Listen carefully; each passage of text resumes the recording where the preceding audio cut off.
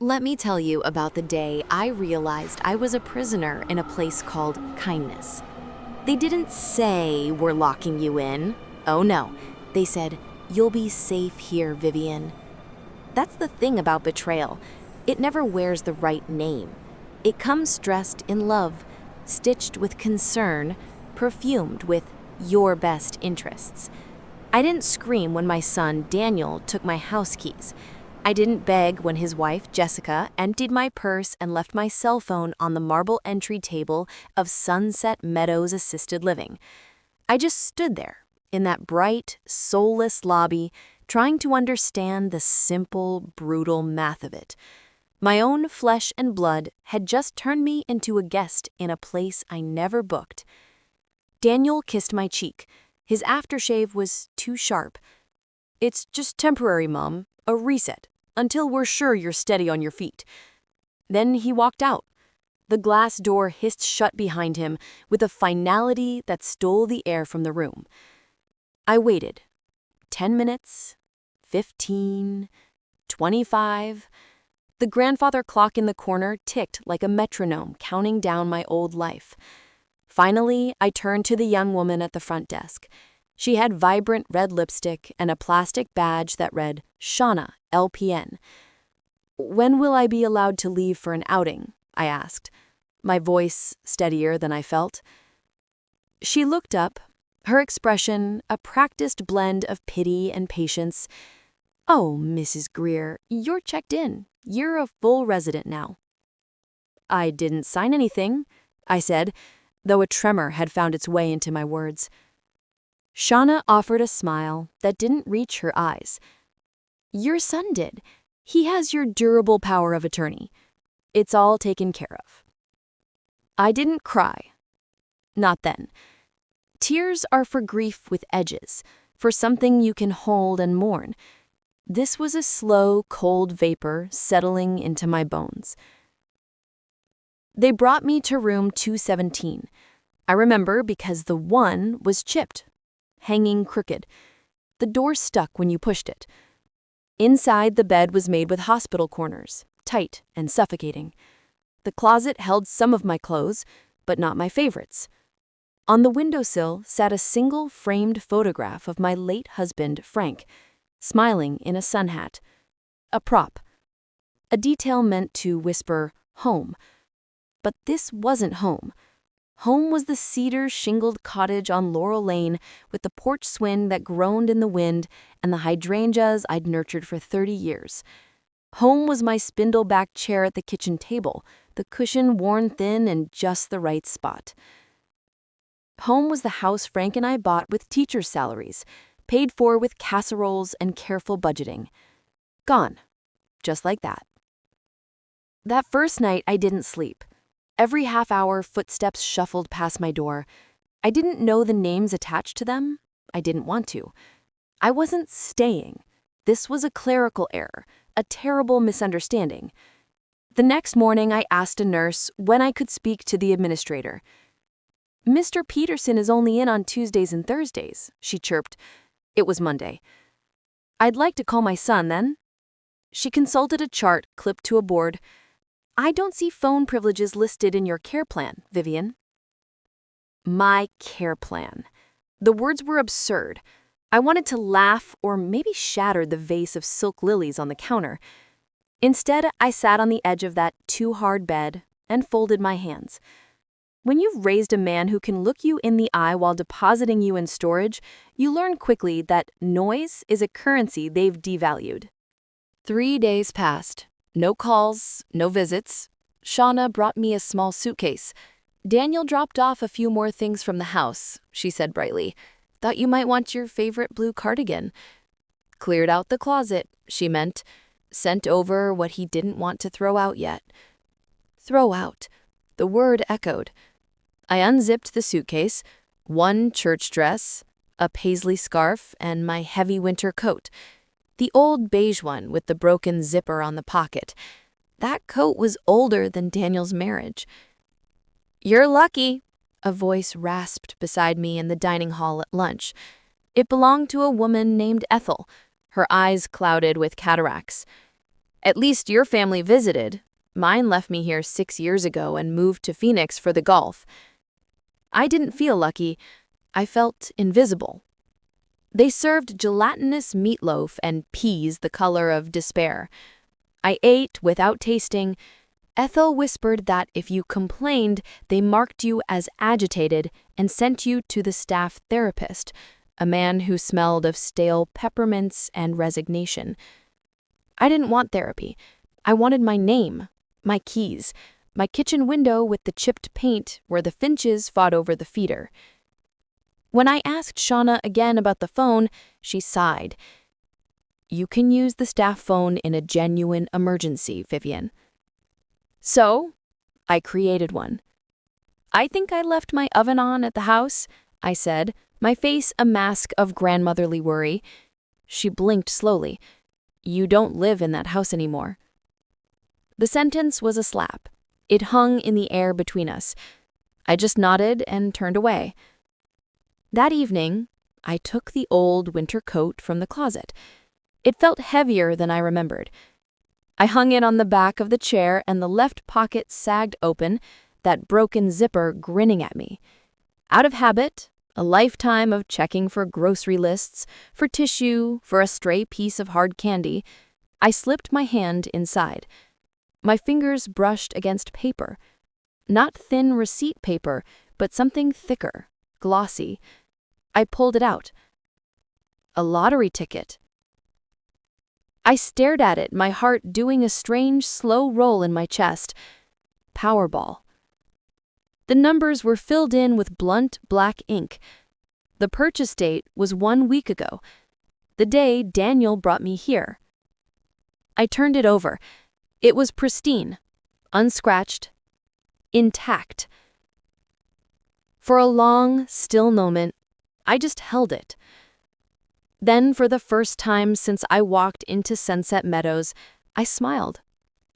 It was a small, private, fierce thing. Because in that moment, I wasn't just Vivian Greer, room 217. I was a woman holding a secret. And some secrets have the power to change everything. You don't truly notice the noise of a place until you realize you're not allowed to leave it. Sunset Meadows wasn't quiet. It was a symphony of surrender. The hum of fluorescent lights, the canned laughter from daytime television, the soft, lost calls for nurse that often went unanswered, the constant, low-grade panic of being among the forgotten. I kept the ticket in the coat pocket for 3 days. Didn't tell a soul, not even Ethel. I didn't know if it was a winner, but that wasn't the point. The point was the weight of it, the potential. It was a spark in the long, cold dark. I'd been numb for so long, I'd forgotten what a flicker of warmth felt like. On Thursday, I approached Shauna again. May I use the phone? It's important. Emergency only, Vivian, she said, not looking up from her computer. My roof might be leaking, I said flatly. The storm last night. She finally met my gaze. You don't have a roof anymore. You have a ceiling. She pointed upwards. That one. The casual cruelty of it, delivered with a bland smile, sealed something in me. I was not a person here. I was a file, a room number, a liability to be managed. At dinner, the peas were cold again. I ate them. Ethel mumbled about a bridge tournament she'd won in 1967. You've got quiet eyes, she said suddenly, pointing her fork at me. What does that mean? Means you're seeing more than you're saying. I didn't answer. She was right. I bided my time until the night shift came on. A young aide named Chloe, all of 19, constantly texting on a phone encased in glitter. She liked me because I didn't ring the bell, didn't ask for extra pudding. When she passed my door on her rounds, I stepped into the hallway. Chloe, I'm so sorry to bother you. I think I left my good reading glasses in the pocket of my winter coat. It was sent to laundry. Is there any way I could just pop down and check? She glanced at her phone, then shrugged. Sure, Mrs. G. Just be quick. Don't set off the back door alarm. The staff phone sat on a cluttered desk by the laundry room. No camera pointed at it. I dialed slowly, my fingers stiff. First, the lottery hotline. I listened to the recorded numbers for the draw last Saturday night. My breath hitched. I made her repeat them. I checked the ticket in my hand under the dim utility light. One number. 2, 3, 4, 5, 6. All 6.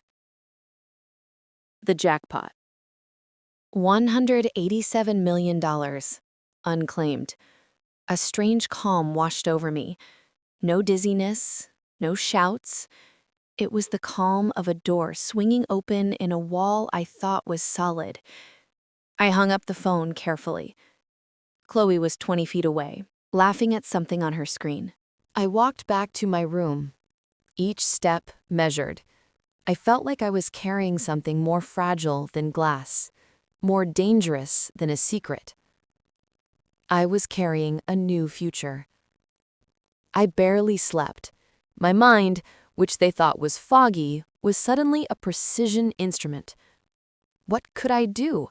I had no driver's license here, no access to my bank accounts. Daniel controlled everything. Everything. And yet, for the first time in months, I wasn't afraid.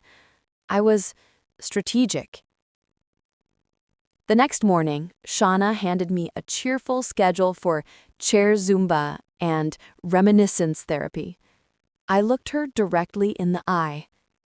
I need to speak with a lawyer. She actually snorted a laugh. A lawyer? What on earth for? To review the power of attorney documents my son executed. I have questions about their legality. Her pale vanished. The phrase was a key I'd found in a pamphlet in a lobby. I watched it turn the lock in her mind. I folded the activity schedule and slipped it into my pocket, the same pocket as the ticket.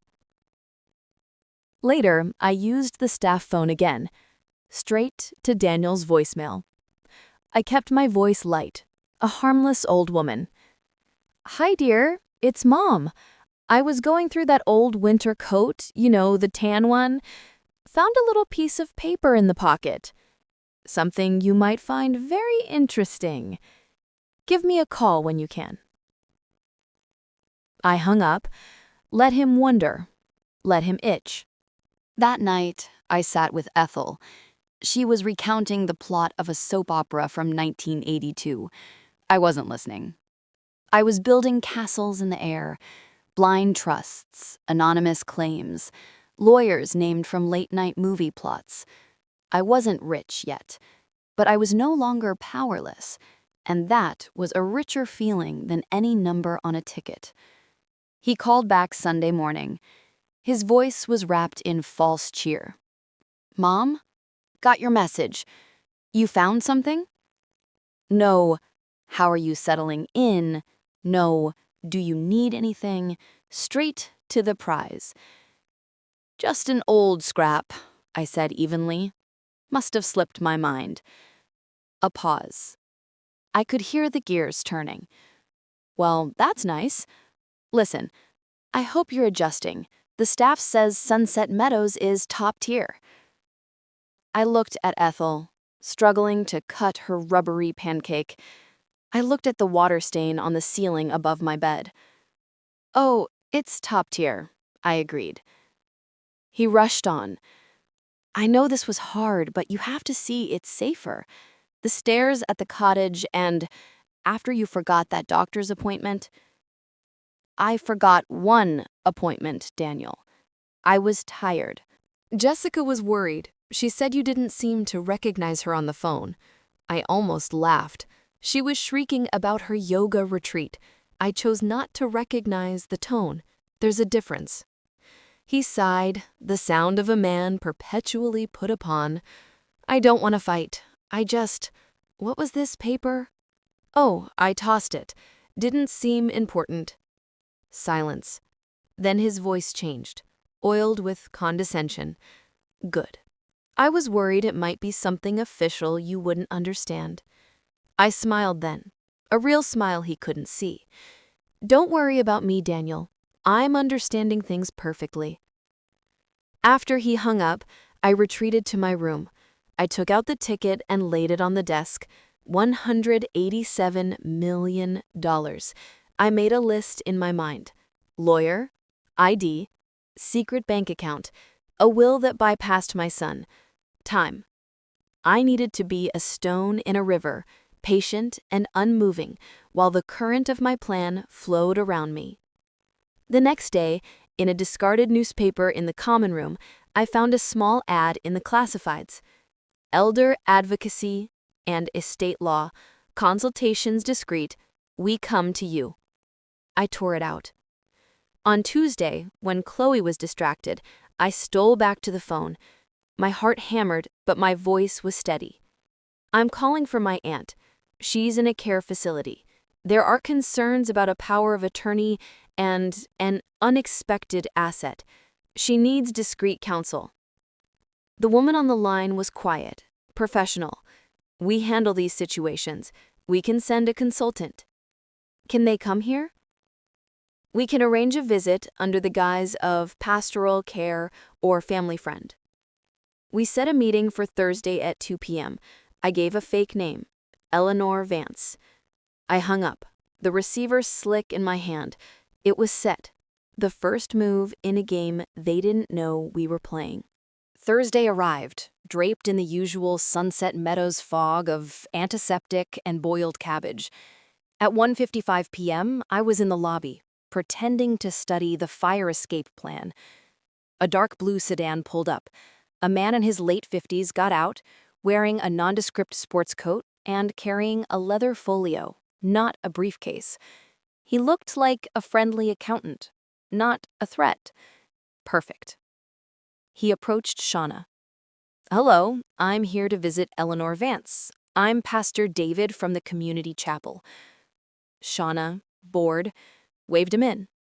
He spotted me, gave a slight nod, and followed me to the only private space, a bleak, vinyl-padded chapel room with fake stained glass. Mrs. Greer, he said softly, once the door was shut. I'm Robert Carson. We spoke. No more pretense. He opened his folio. Tell me everything.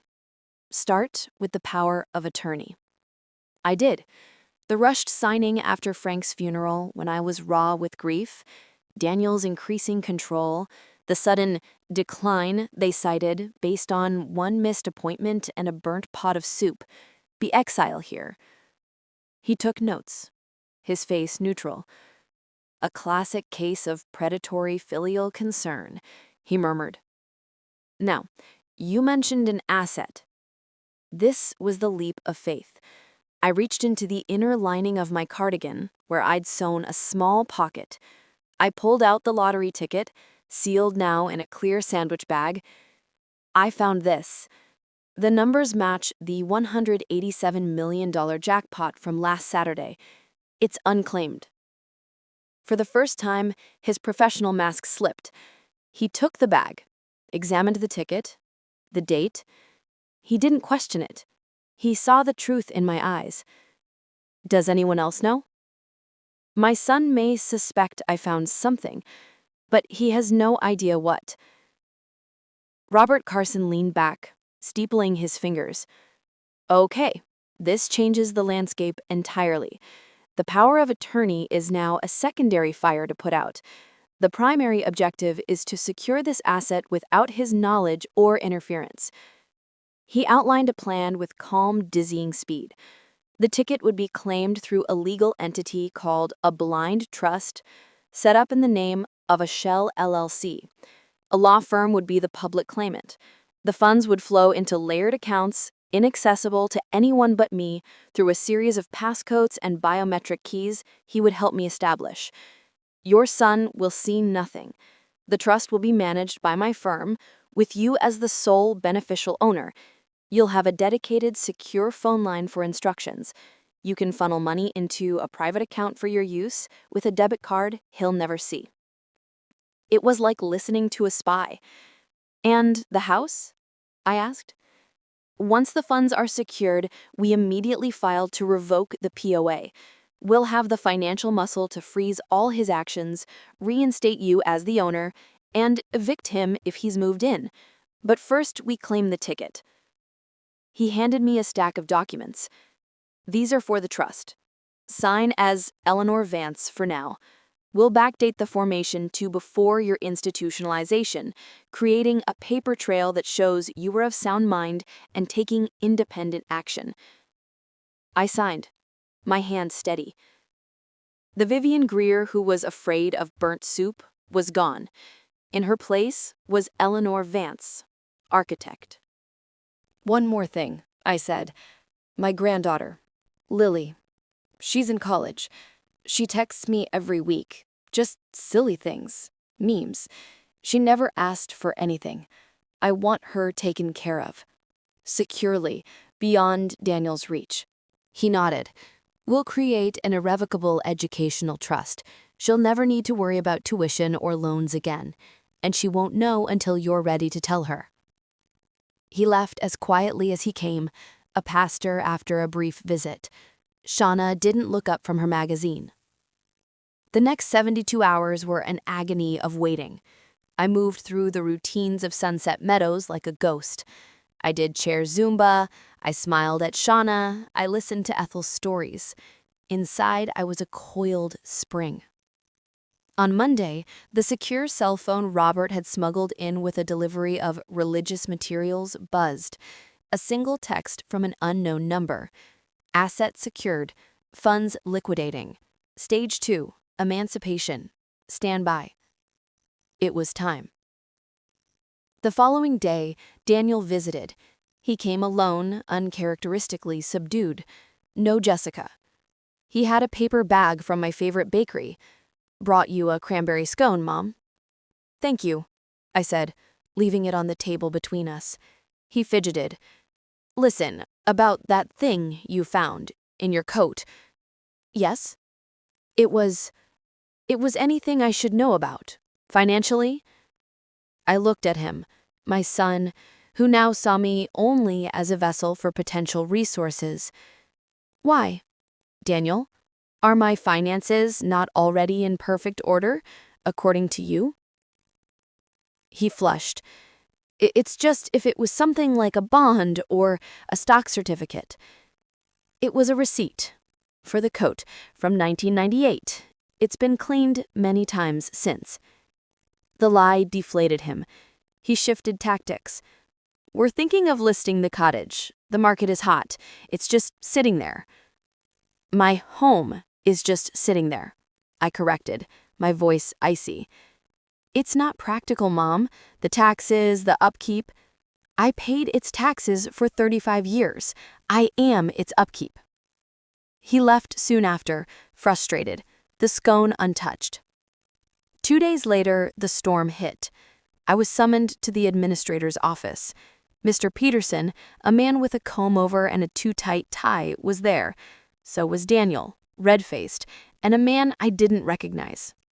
Vivian, Mr. Peterson began, there seems to be a legal situation. The stranger stepped forward. Mrs. Greer, I'm Alan Price from Carson and Price Legal Associates. We represent the interests of the Eleanor Vance Trust.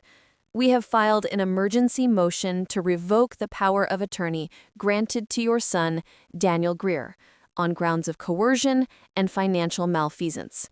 Pending the court hearing, all assets, including the property on Laurel Lane, have been frozen. Daniel exploded. This is absurd! Who are you people? Mom, what is this? I looked at my son, then at Mr. Price. This, Daniel, is the consequence. The hearing was a formality. Robert Carson's documentation was impeccable. My independent psychological evaluation showed no cognitive decline. The evidence of Daniel's rapid asset consolidation spoke for itself. The judge revoked the POA before lunch. Outside the courthouse, Daniel looked shattered. Why? Why would you do this? I was trying to help you. You were trying to erase me, I said, the full force of a mother's sorrow and fury finally finding its voice. You saw me as a problem to be solved, an asset to be managed. You never asked what I wanted. You just took. So now I've taken back. I'm your son! And I was your mother.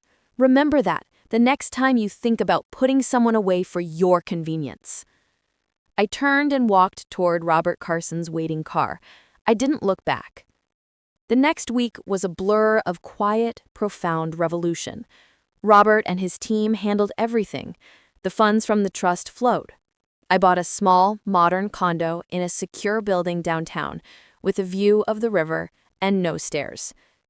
I furnished it sparingly with things I chose: a deep, soft chair, a proper teapot, a new winter coat with a zipper that worked. I had the cottage on Laurel Lane cleaned and repaired. I didn't sell it. I turned it into a respite home for family caregivers who needed a break, managed by a local charity. I called it Frank's Place. My revenge was not bitterness. It was repurposing my prison into a place of peace for others. I visited Ethel at Sunset Meadows. I brought a lawyer with me who reviewed her file and began the process of reconnecting her with a distant, more honorable niece. I paid for a private room for her with a window that actually opened. And Lily? I invited her for tea at my new condo. Her eyes were wide, taking in the view. Grandma, what happened? He's a mess. He says you had some kind of breakdown, that shady lawyers took advantage. I took her hands. Lily, look at me. Do I seem taken advantage of? She shook her head, tears in her eyes. You seem like you again. I told her everything about the coat, the ticket, the betrayal, the secret war. She listened, gripping my hands. I've set up a trust for you, I said, for your education, for a home, for your future. It's yours, no strings. Because you loved me when I was just grandma, not a house or a bank account. She cried then, and so did I. But they were clean tears. As for Daniel, I heard through the grapevine he and Jessica divorced. The money he'd planned to free up by selling my house never materialized. He lives in a small apartment now. We don't speak. Some silences are healthier than words. Some evenings, I stand at my window, watching the lights glitter on the water.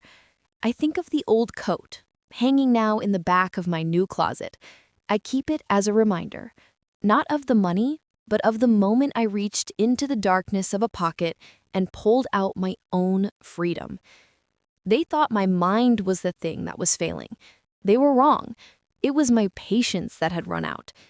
And to anyone out there listening who feels the walls closing in, who hears the kind condescension in a loved one's voice as they make decisions for you instead of with you, remember this: the most powerful thing you own is your own story.